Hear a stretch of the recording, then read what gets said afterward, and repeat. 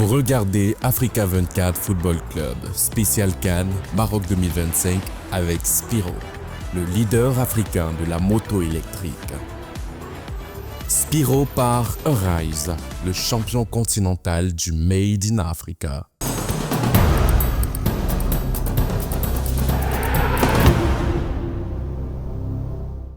Bienvenue dans l'Africa 24 Football Club, votre rendez-vous quotidien consacré à la CAN Maroc 2025. Nous sommes en compagnie de notre consultant Jean-Jacques Missé, ancien lion indomptable. Bienvenue à vous. Oh, merci, c'est avec plaisir que je suis toujours là. Et bonsoir à tous les téléspectateurs de Africa 24.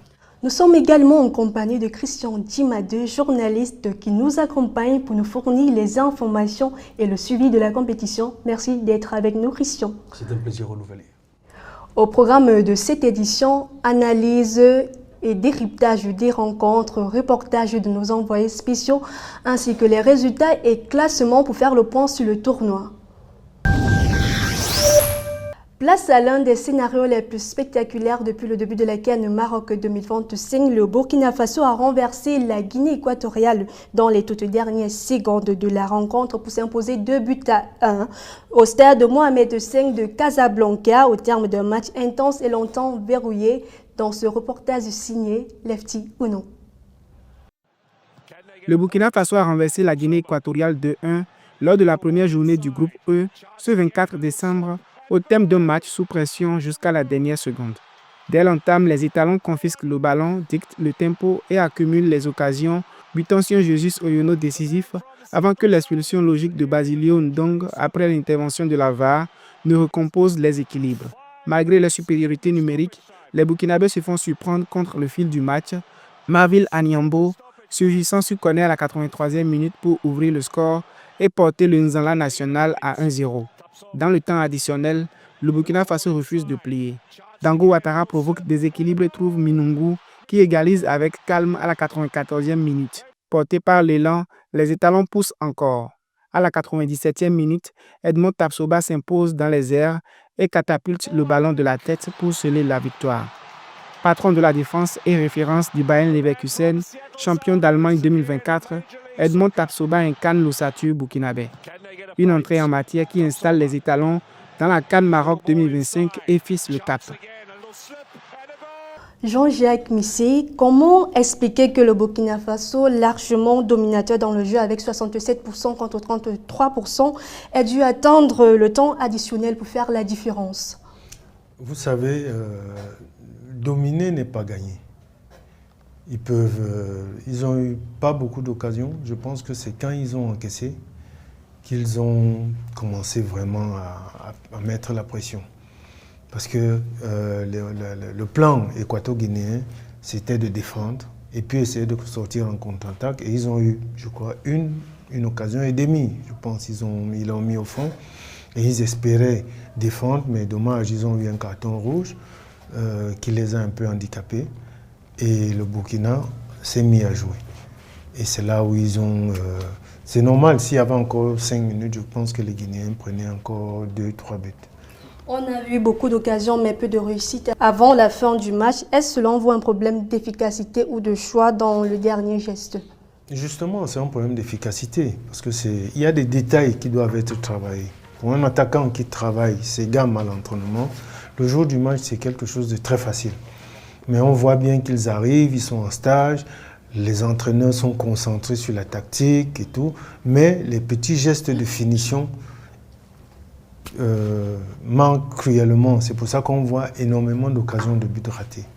La Guinée équatoriale a été réduite à 10 joueurs à la 50e minute après l'expulsion de Basilio Ndong, sanctionné pour avoir marché sur le talon d'Archie de Bertrand Traoré. Sur cette action précise, la décision de l'arbitre vous paraît-il logique au regard des règles du jeu? Vous pouvez le justifier. Son deuxième carton est mérité parce qu'il vient de derrière et il pouvait faire mal à ce joueur. Très mal. Donc l'intention. Et lui-même déjà en tant que joueur, il devait comprendre qu'il a eu un carton jaune. Donc il devait faire attention. Il devait faire attention, mais dans l'euphorie, je pense, il n'a pas eu ce contrôle-là. Et puis, le joueur était déjà avancé.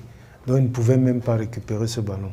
Le tout, c'était peut-être de couper la course, appeler son coéquipier qui vient intervenir, et lui, il va derrière son coéquipier pour une couverture. Mais bon, dans le feu de l'action, il s'est lancé et puis non, le carton jaune est bien mérité. Non, les 2 cartons sont mérités. Carton rouge. Oui, les 2 cartons jaunes, c'est 2 cartons jaunes qui ont fait son carton rouge. Donc, il le mérite amplement. Que dit ce scénario avec 2 buts inscrits après la 95e minute sur le mental et la maturité de cette équipe du Burkina Faso? Ben, on dit toujours, tant que l'arbitre n'a pas sifflé la fin, le match n'est pas terminé. Et puis ils étaient dominateurs. Donc il a fallu juste, parce que les remplaçants aussi, c'est le banc qui vient faire la différence en fait. Donc les joueurs sont rentrés, il a fait rentrer des joueurs qui peuvent dribbler, qui peuvent éliminer. Et le premier but, le but égalisateur, s'il n'y avait pas but, il y avait pénalty. Mais il a juste laissé l'action se prolonger. Parce que si l'attaquant burkinabé ratait ce but, il revenait sur le pénalty. Donc il a laissé juste l'avantage. Et pour le but de Tafsoba, bon, on sait que dans les airs, on l'a vu jouer en Allemagne, on sait que quand il est dans le rectangle, c'est un danger. Avec ce succès arraché dans la douleur, le Burkina Faso envoie-t-il un signal fort pour la suite de la compétition? Mais ça, pour toutes les équipes qui ont gagné leur premier match, c'est un signal fort, c'est 3 points. Donc ce qui est sûr, c'est qu'ils vont tout faire, parce que c'est possible avec 4 points, ils soient deuxième. Mais là, avec 3 points déjà, s'ils font même 2 mauvais matchs et qu'ils ont un seul nul, ils pourront passer pour les 8e de finale. Donc, c'est déjà un très bon pas qu'ils ont fait pour la qualification. L'Algérie a fait son entrée ce jour face au Soudan avec 3-0. L'Algérie a dominé dès l'entame avec un but inscrit dès la 2e minute par Riyad Mahrez. Cette efficacité immédiate semble avoir eu un impact psychologique sur le Soudan. Je ne pense pas que l'impact a eu... Les Soudanais ont continué à jouer malgré ce but. Et ils faisaient circuler bien le ballon. Je dirais que ça a plus libéré les Algériens parce que les Algériens sont venus, on les voyait très stressés. Et d'ailleurs, la preuve pour le 2e but, ils vont marquer le 2e but, je crois à la fin de la première mi-temps ou la 2e mi-temps, je pense. Donc, ils n'étaient pas encore très sûrs. Et puis, le carton rouge soudanais aussi a simplement contribué à libérer complètement les Algériens qui ont déroulé. Et puis, je pense que ce match les rassure un peu pour la suite des événements. Malgré ce début idéal, Jean-Jacques, l'équipe soudanaise a montré beaucoup d'audace en attaque, laissant des espaces. Est-ce selon vous un problème de concentration ou d'organisation défensive du côté de l'Algérie? Oui, l'Algérie était bien organisée défensivement, mais tel qu'on connaît l'entraîneur du Soudan, Apia, ceux qui l'ont vu jouer, que j'ai connu, il aime jouer. Il aime jouer et c'est quelqu'un qui a une philosophie de toujours marquer un but de plus que l'adversaire. Donc il ne ferme pas complètement le jeu. Mais le carton rouge les a chamboulé ses plans. Et puis il faut voir que les Soudanais ont continué à jouer. C'est une équipe qui joue bien au ballon. Mais comme je dis, il y a toujours cette petite naïveté à la fin, dans le rectangle, à la finition. C'est-à-dire qu'il manque quelque chose pour bien finir leurs actions. Lucas Zidane a dû réaliser plusieurs arrêts décisifs, notamment aux 11e et 38e minutes. Quel commentaire faites-vous des débuts en sélection algérienne du fils de la légende Zinedine Zidane? Je pense qu'on a vu, il a montré son talent. Il a montré son talent, tout le monde l'a vu. C'est pas, il ne faut pas juger, on dit toujours c'est le fils d'eux. Mais il faut regarder ses qualités à lui. Donc on voit que c'est un bon gardien, sinon l'Algérie ne l'aurait pas mis dans les buts. Il a prouvé, il montre qu'il est capable de jouer, il montre qu'il est un leader, même sur le terrain, il montre qu'il est leader, même qu'il soit nouveau dans cette équipe d'Algérie. Parce que ce n'est pas toujours évident d'être, comment on appelle, binational pour venir s'imposer comme ça, surtout chez les Algériens, on les connaît, par rapport à cette mentalité-là. Donc si c'est imposé, moi je dis chapeau, c'est un très bon gardien. Avec cette victoire 3-0 de l'Algérie, quel enseignement peut-on tirer sur le mental de l'Algérie pour la suite de la compétition? Vous savez, dans cette compétition, gagner son premier match est toujours très important parce que tous les premiers matchs sont difficiles. On n'a qu'à voir dans les poules, tous les premiers matchs sont compliqués. Donc ceux qui ont gagné, je pense que mentalement, c'est un ouf de soulagement. Donc ils se disent que même s'ils ratent le deuxième match, ils pourront se rattraper au troisième match. Donc, mais le premier match est très déterminant. C'est toujours mieux de partir avec 3 points que de partir avec 0 points. Donc on peut se permettre de perdre le deuxième match et puis commencer à calculer peut-être au troisième match. Ah, si on fait match nul, on va se qualifier. Si on gagne, on se qualifie. Donc là, il y a moins de pression au troisième match même par rapport au premier. Quand on perd le premier match, vous partez avec un handicap de 0 points. C'est pas bon. Dans le groupe F, aujourd'hui, la Côte d'Ivoire affrontait le Mozambique, tandis que le Cameroun défiait le Gabon. Le Cameroun a parfaitement lancé sa CAN Maroc 2025 en s'imposant face au Gabon 1-0, mercredi 24 décembre, lors du match d'ouverture de la poule F au Grand Stade d'Agadir. Arrivés sans certitude après un changement d'entraîneur et un effectif remanié, les Lions indomptables ont rapidement pris le contrôle de la rencontre, conscients de l'enjeu après la victoire de la Côte d'Ivoire plus tôt dans la journée.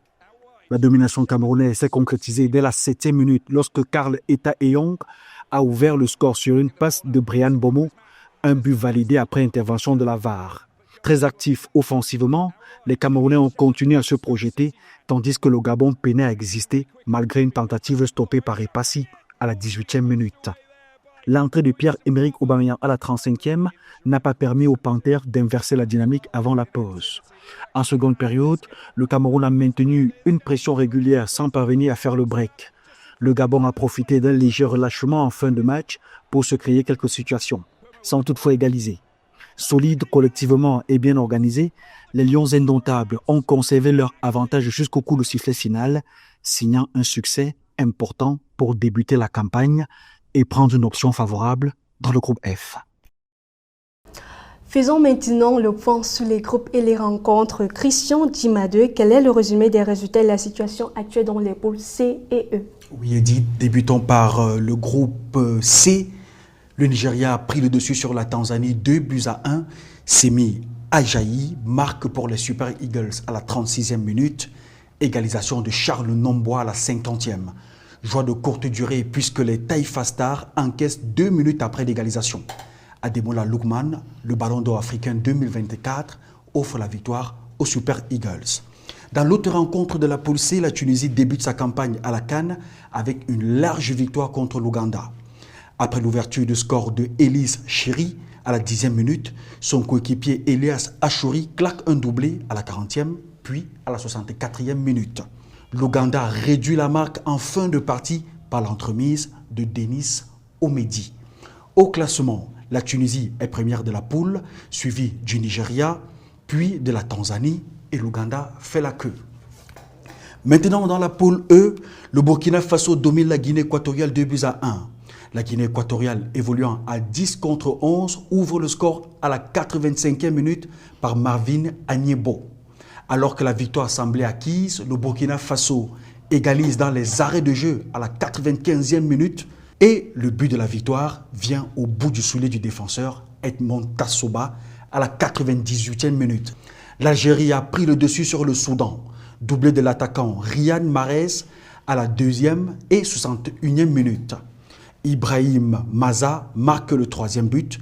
Au classement, l'Algérie est première de la poule, suivie du Burkina Faso, de la Guinée équatoriale et du Soudan. Nous marquons une pause et nous revenons juste après pour la suite de l'Africa 24 Football Club.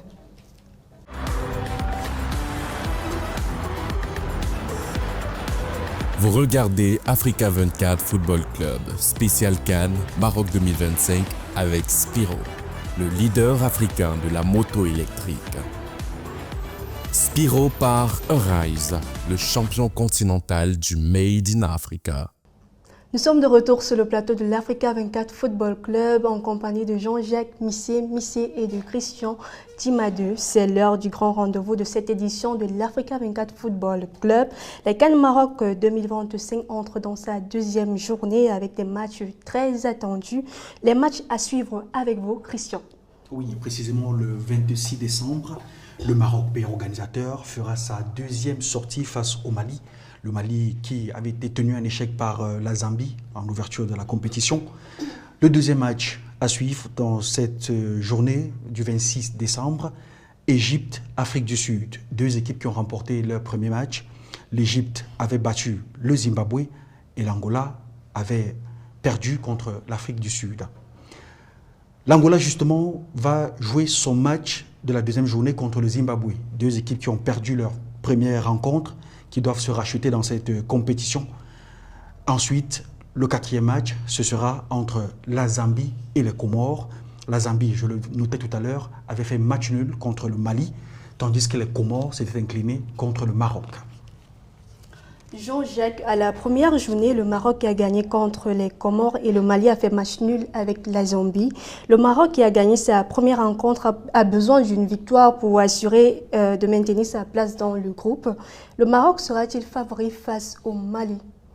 En principe, le pays organisateur, oui, le Maroc est favori contre le Mali, mais le Mali doit se racheter parce que s'il perd ce match, ils joueront un match couperé à la fin qui risque d'être dangereux pour eux.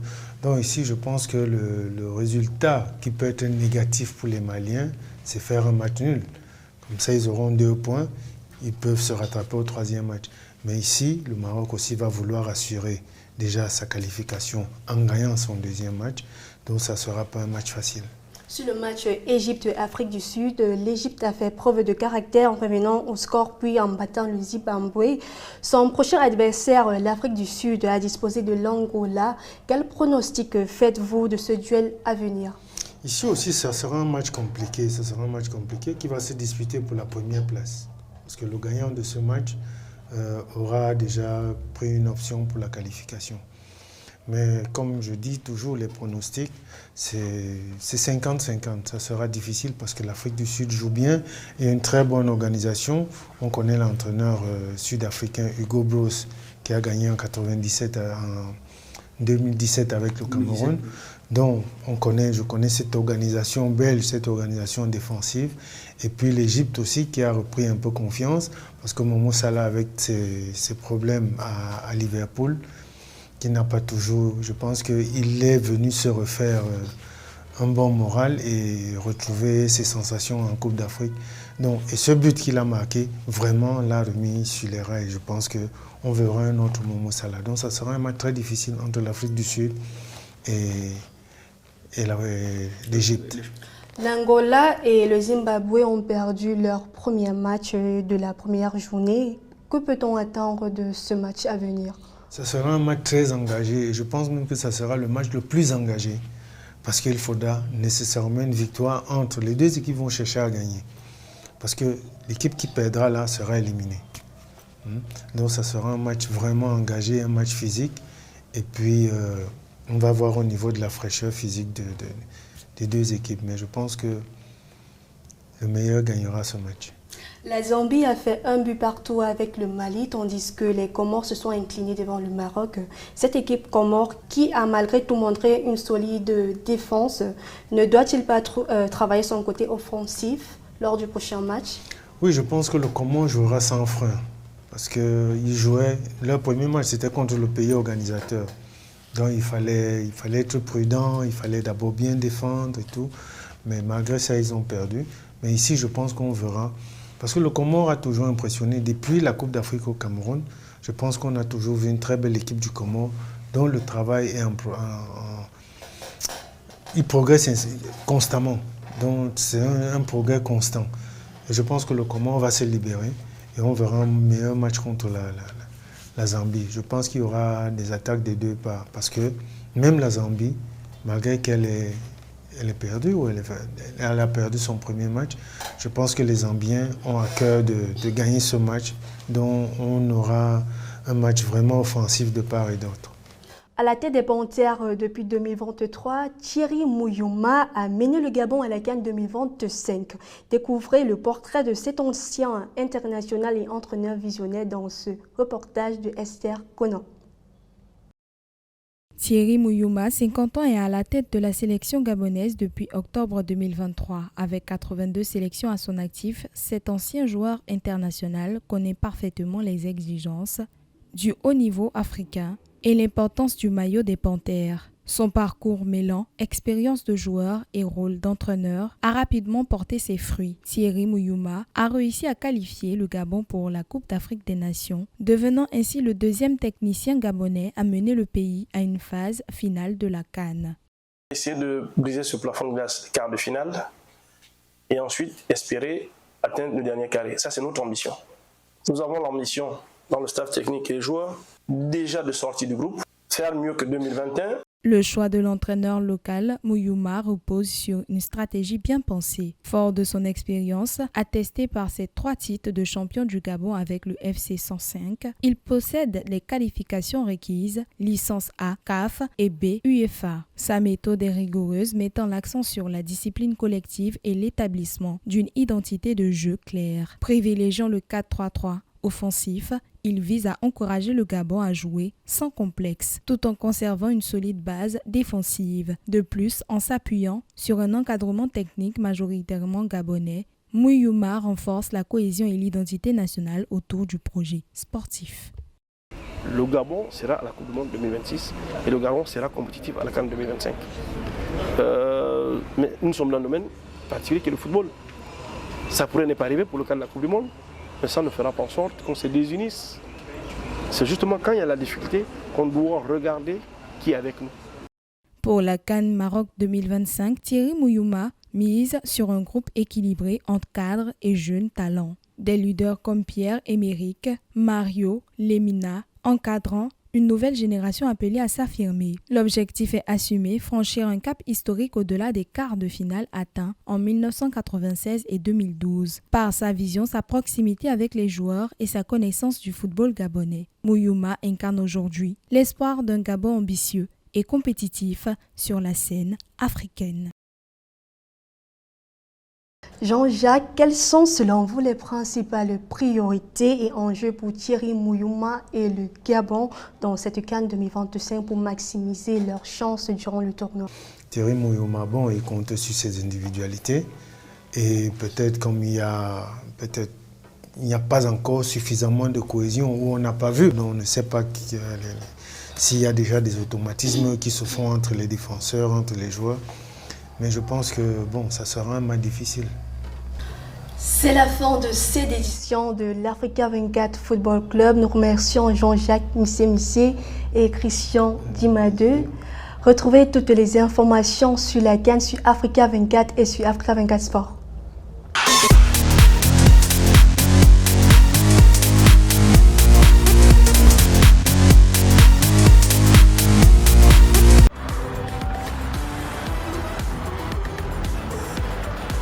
Vous regardez Africa 24 Football Club, spécial CAN, Maroc 2025 avec Spiro, le leader africain de la moto électrique. Spiro par Arise, le champion continental du Made in Africa.